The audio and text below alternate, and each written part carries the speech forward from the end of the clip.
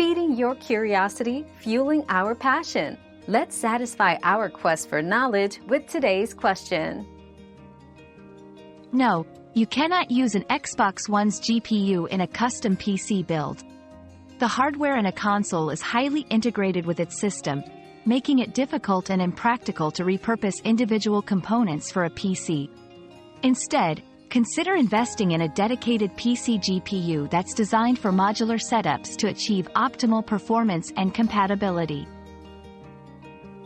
Another mystery solved, but many more await. Keep up with our daily discoveries by subscribing and turning on notifications.